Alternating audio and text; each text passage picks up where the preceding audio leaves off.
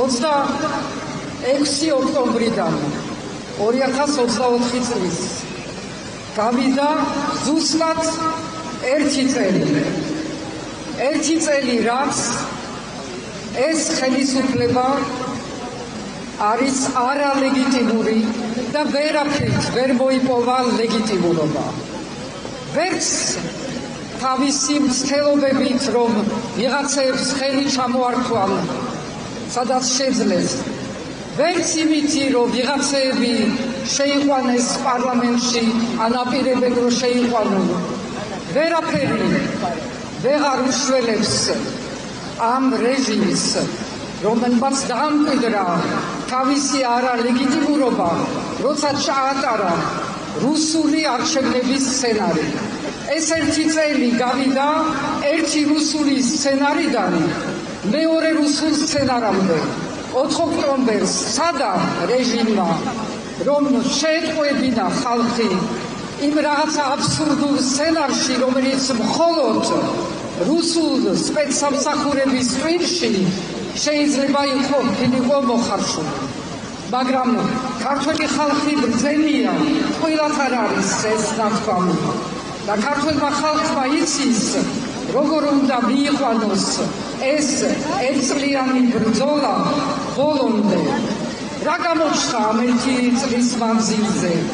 გამოჩნდა, რომ საზოგადოების, ქართველი ხალხის მხარეს არის რა? პირველ რიგში სოლიდარობა, არ ნახული სოლიდარობა.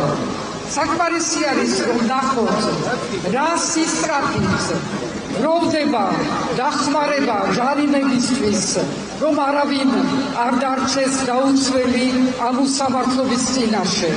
საკმარისი არის, რომ ნახოთ, როგორ ყოველივე სასამართლოზე არიან ადამიანები, რომლებიც იქ დგანან, მიდიან, არავის არ ტოვებენ მარტო. სამაგიეროდ ამ რეჟიმის წარმომადგენლები, როცა არიან ციხის პირს და სასამართლოზე, ძალიან მარტონი არიან. არავინ მათ გვერდით არ დგება, არავინ მათ არ უცხადებს სოლიდარობას, თუნდაც Facebook-ის პოსტებით. მარტონი არიან და საზოგადოების მხარეს არის სოლიდარობა, არის თანაგზნობა, რომელიც რეჟიმმა გამოაცხადა როგორც არალეგალური. ნულოვანი თანაგზნობა თქვენს, მაგრამ ხალხში არის ეს თანაგზნობა, არის ერთიანი ბრძოლა, არის ახლა ვახსენოთ ის ჟურნალისტები, რომლებიც ბოლომდე იბრძვიან ძალიან დიდი საფრთხეების წინაშე ხოლმე და დღეს არიან ციხეში, დაწყებული მზიამაღლობელით, მაგრამ მზიამაღლობელი სახელი ყველა ჩვენი ჟურნალისტების სახელით გავიდა საზღვრების იქით და დაჯილდოვდა როგორც სიმბოლო საქართველოსი და საქართველოს ხალხის ბრძოლისა.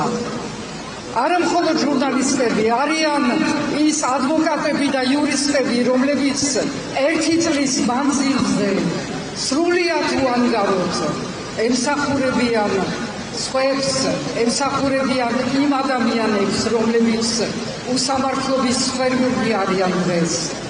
ეს არის ძალა ამ საზოგადოების, ეს არის ძალა საქართველოსი. პატრიოტიზმი ასევე არის ამ ხალხის მხარეს, რომელიც აქ დგას ამ დროშების უკან და რეჟიმი არის რუსეთის მხარე, რომელსაც შემოყავს რუსული დასანქცირებული გემი, შემოაქვს რუსული ნავთობი გადასამუშავებლად და ყველა მისი პროპაგანდისტული ნათქვამი არის პირდაპირ კოპირება იმისი, თუ რასაც უბრძანებენ მოსკოვიდან. ეს არ არის საქართველოს მომავალი და არასოდეს არ იქნება საქართველოს მომავალი.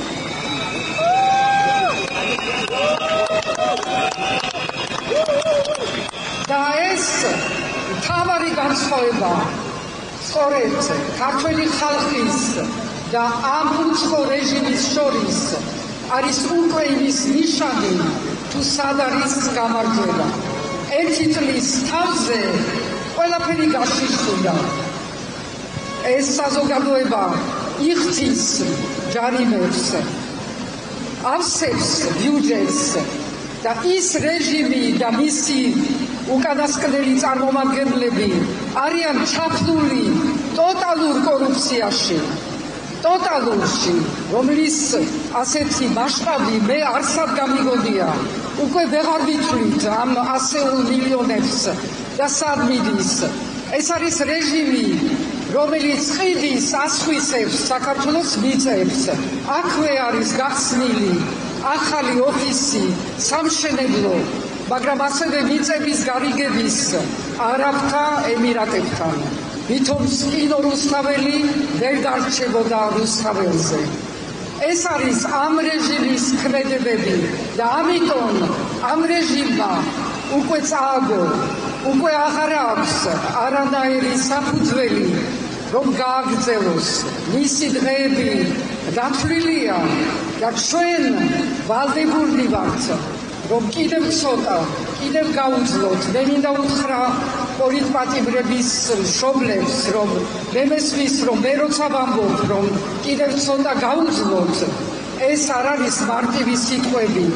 მე ამას რომ ვამბობ, ეს არ არის მარტივი სიტყვები იმ აქტივისტებისთვის, რომლებიც ყოველდღე აქ დგანან და ყოველდღე იღებენ თავიანთ თავზე ამ მოძრაობის უტყვეტლობას. მაგრამ მე ვიცი, რომ არაფერი არასოდეს არ არის ადვილი, როცა ლაპარაკი არის იმაზე, რომ ეს ქვეყანა გადავარჩინოთ, ეს ქვეყანა არ დაუთმოთ რუსეთს და რუსებს, თუნდაც გადაცმული ქართულ ტანსაცმელში. ეს არის აქა უკვე არის ჩვენი გამარჯვება, თქვენი გამარჯვება და კიდევ ცოტა გაუძლოს ჩვენმა გულმა და კიდევ მალე იქნება ნამდვილი ბოლომდე გამარჯვება, ახალი არჩევნები, ახალი საზოგადოება, ახალი პოლიტიკური სივრცე, რომელიც ძალიან გჭირდება.